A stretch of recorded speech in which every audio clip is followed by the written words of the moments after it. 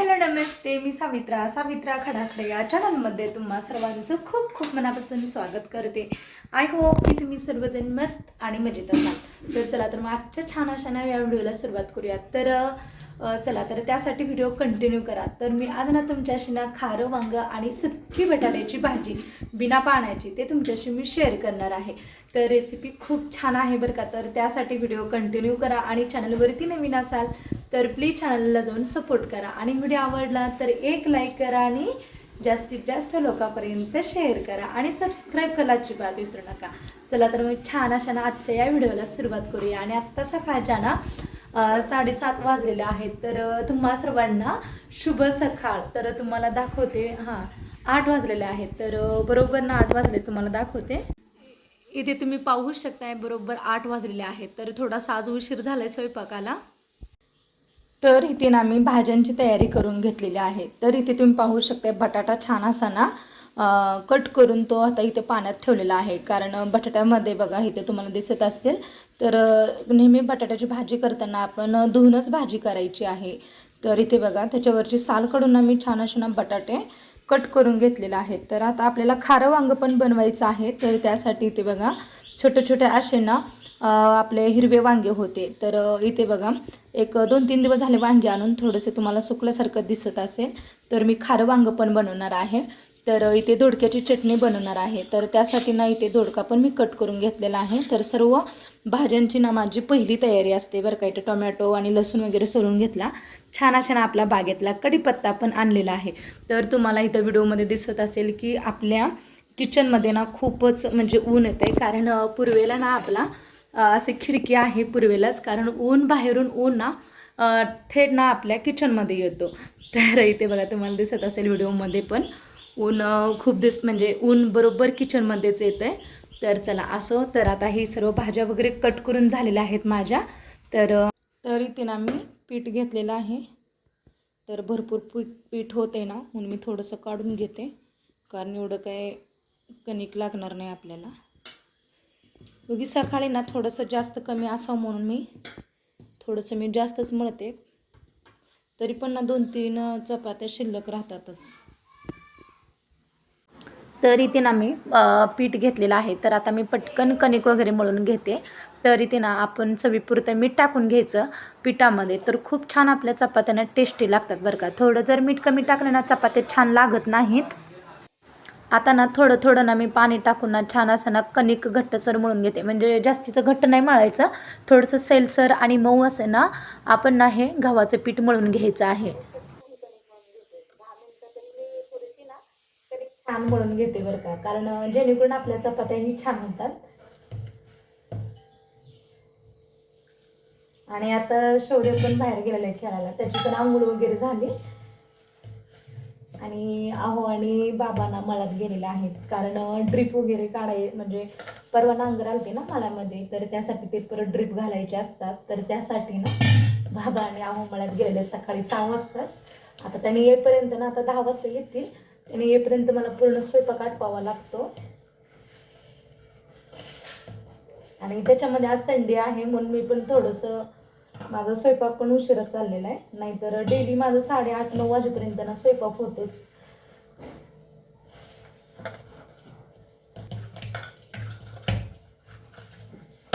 तर अशी ना आपटून कणिक मळून घ्यायची. कारण जेणेकरून आपल्या चपात्या छान होतात.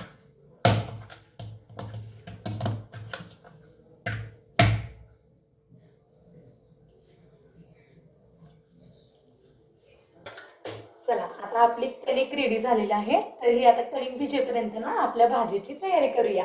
कारण आपल्याला खारं वांग बनवायचे ना. तर त्याची आपल्याला पहिल्यांदा मसाला वगैरे बनवून घ्यावा लागेल. कारण लसूण कोथिंबीरची पेस्ट वगैरे बनवावी लागते. तोपर्यंत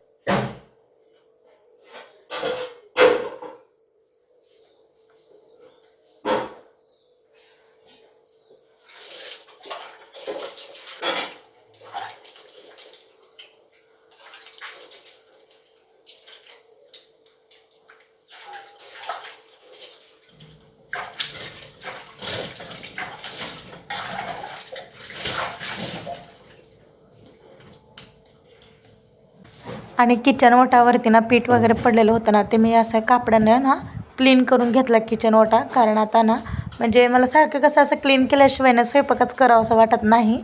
तर लगेच काहीतरी पडलं ना असं क्लीन करून परत मग स्वयंपाकाला तयारी करावी लागते. पण गरम करून घेते. आता जस्ट दूध आणलेलं आहे, नाहीतर गॅसवरती जर आपण दूध ठेवलं ना पटकन उतू जातं बरं का.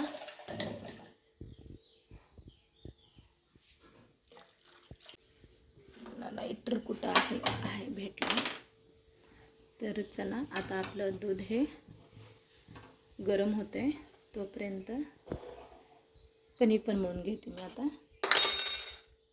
आणि इथे ना भात पण झालेला आहे आपला.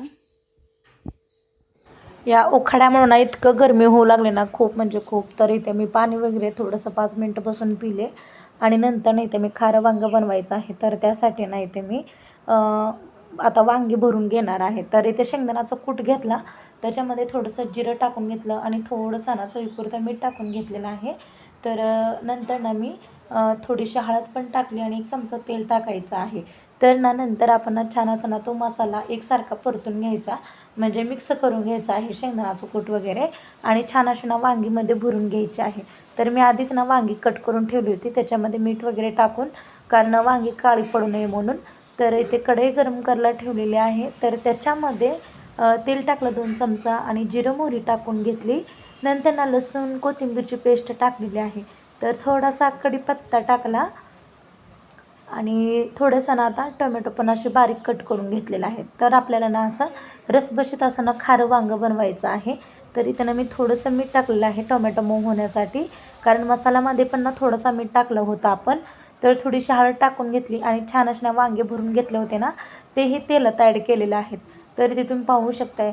तर मी दुसऱ्या शेगडीवरती ना गरम पाणी करून घेतलेलं आहे. तर आता ना तो मसाल्यामध्ये ना थोडंसं गरम पाणी ॲड करायचा आणि मसाला थोडासा कडेला चिटका लागला ना मग थोडंसं पाणी टाकून ना मग तो आणखीन ना वांगी छान अशी ना कढईमध्ये परतून घ्यायची, आणि जेणेकरून लवकर एकदम.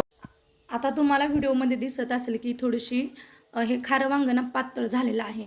पण आता हे पातळ दिसते शिजायच्या आधी, पण शिजल्यानंतर ना खूप छान असं ना दाटसर हे आपलं ना खारं वांगं बनणार आहे. तर चला आता हरून ठेवते आणि खारं वांगं शिजेपर्यंत मग आता आपल्याला बटाट्याची सुक्की भाजी बनवून घ्यायची बिना पाण्याची. मी आता ना सुक्की भाजी बनवणार आहे. तर इथे ना मी कढई गरम करायला ठेवली आणि 2 चमचे तेल टाकून घेतलं. जिरं मोहरी टाकून घ्यायची. छान अशी जिरं मोहरी तडतडली ना त्याच्यामध्ये लसूण कोथिंबीर टाकलेली आहे. तर मी कांदा वापरत नाही आता सुक्या बटाट्याच्या भाजीला, कारण आपण बिना पाण्याची नाही बटाट्याची भाजी बनवायची आहे.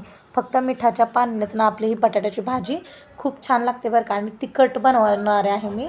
तर बटाटे छान असे ॲड केलेत, थोडंसं चवीपुरतं मीठ टाकलं आणि आपला घरगुती काळा मसाला टाकला आणि कश्मीरी तिखट टाकून घेतलं आणि 2-3 वेळा असं ना आपण परतून घ्यायचं आणि परत प्लेट झाकायची, परत परतायची, कारण जेणेकरून ना कडेला आपला तो मसाला ना चिटकला नाही पाहिजे.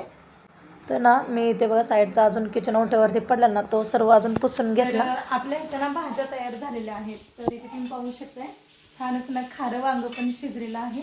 तर इथे ना आपली सुक्की बटाट्याची भाजी शिजते. तर तुम्हाला बॅक कॅमेराला दाखवते. तर इथे बघा 2-3 वेळा ना मी प्लेट याच्यावरती झाकून ना परत परतून घ्यायचं, म्हणजे जेणेकरून आपण बिना पाण्याची नाही बटाट्याची सुक्की भाजी बनवायला लागलो ना, तर त्यासाठी असं सारखं चमच्याच्या साहाय्याने फिरवायचे 2-3 वेळा, मग आपला बटाटा छान शिजतो.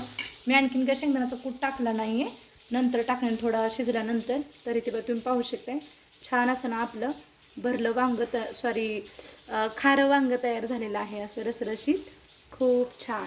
बघा करताना किती अशी पातळ दिसत होते ना, तर आता किती छान दाटसर झालेले आहे. तर आणखीन थंड झाल्यानंतर ना आणखीन दाटसर ही भाजी बनते बरं का खारं वांग्याची. तर इथे ना मिरच्या पण मी आता टाकलेल्या आहेत. तर मिरची पण भाजून घेते मी. तुमच्या आवडीनुसार ना तुम्ही तिखट कमी जास्त करायचं आहे. मी इथे ना थोड्याच मिरच्या घेतलेल्या आहेत, कारण थोड्याशा ना मिरच्या जास्तीच्या तिखट आहेत म्हणून. तर मी आता ना दोडक्याची चटणी पण बनवणार आहे. तर दोडका हे त्यानं छान कट करून वगैरे घेतला आणि भाजून घेतला, मिरच्या पण भाजून घेतलेल्या आहेत. तर इथे ना मी थंड झाल्यानंतर मिक्सरच्या भांड्यात घेतलं, मिरची आणि दोडका वगैरे तेल टाकून भाजून घेतलं होतं ना छान. आता मिक्सरला वाटून घ्यायचं आहे. तर कोथिंबीर टाकली आणि लसणाच्या पाकळ्या टाकल्या 5-6 आणि चवीपुरतं मीठ टाकलं आणि थोडासा ना शेंगदाण्याचा कूट पण टाकायचा आहे, जेणेकरून आपल्याला शेंगदाण्याच्या कुटामुळे ना खूप छान ही ना चटणी लागते बरं का दोडक्याची. तर छान इथे ना मी दोडक्याची चटणी बनवून घेतलेली आहे. तर अशी मिक्सरमध्ये पण वाटून घ्यायची, खूप छान होते बरं का. मी थोडंसं ओबड-धोबडच ठेवलेलं आहे, कारण टेस्ट छान लागते थोडंसं ओबड-धोबड असलं की. जास्त पण खलबत्त्यामध्ये कुठलेली पण खूप छान आणि टेस्टी लागते. तर आता मी मिक्सरलाच वाटून घेतलेली आहे. तर गरमागरम भाकरीसोबत आणि चपातीसोबत ना ही दोडक्याची चटणी खूप भारी लागते बरं का. तर इथे बघा तुम्हाला दिसत असेल व्हिडिओमध्ये, आणखीन थोडंसं जवळून दाखवते तुम्हाला की दोडक्याची चटणी खूप छान बनलेली आहे. तुम्ही पण नक्की एकदा ट्राय करून बघा. तर इथे ना दोडक्याची चटणी पण बनली माझी, आणि डेलीचं ना आपलं लोणचं संपलं होतं, म्हणजे छोट्या भरणीमध्ये काढून घेतो ना, तर म्हणून मी इथे ना लोणचं पण काढून घेतलेलं आहे. तर जेवणामध्ये दररोज लागतं, खूप छान लागतं बरं का अशा आंब्याचं लोणचं. तर मी तुम्हाला लोणच्याचा व्हिडिओ पण ना शेअर केलेला आहे. तो व्हिडिओ पाहिला नसेल त्यांना नक्की व्हिडिओ तो पाहून या, मी लोणचं कसं बनवलेलं आहे ते. तर इथे कणिक पण छान मुरली होती, तर मी इथे चपात्या बनवायला घेतलेल्या आहेत. तुम्हाला इथे व्हिडिओमध्ये दिसत असेल.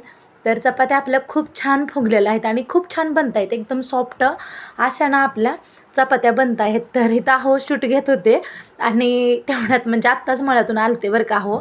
तर आल्याला म्हटलं की थोडंसं शूट घ्या. तर चेष्टा आमचं चालू होती बरं का, चेष्टा मस्करी. तिथे मी आवाज मूट केलेला आहे, तुम्हाला इथे व्हिडिओमध्ये दिसत असेल की मी त्यांच्याशी जरा जास्त बोलत होते की व्हिडिओ शूट घ्या म्हटले, की आल्याला चालू झालं का म्हटले अहो. तरी पण शूट घेतला बरं का. थोडंफार आपल्या गमते जमते अशा तर होणारच. तर इथे पटकन मी सर्व चपात्या वगैरे बनवून घेतलेल्या आहेत. तर आणखीन आता ना कपडे धुवायचे बाकी आहेत. तर एवढा सर्व स्वयंपाक झाला ना, मी कपडे पण धुवून वगैरे घेते. तर शौर्य काय आणखीन आला नाही, मित्रांच्या घरी गेलेला आहे तो खेळायला. तर इथे ना स्वयंपाक वगैरे झाला, चपात्या पण बनवून झाल्या, आणि किचन ओटा पण साफ करून घेतला, भांडीही घासून झाली माझी.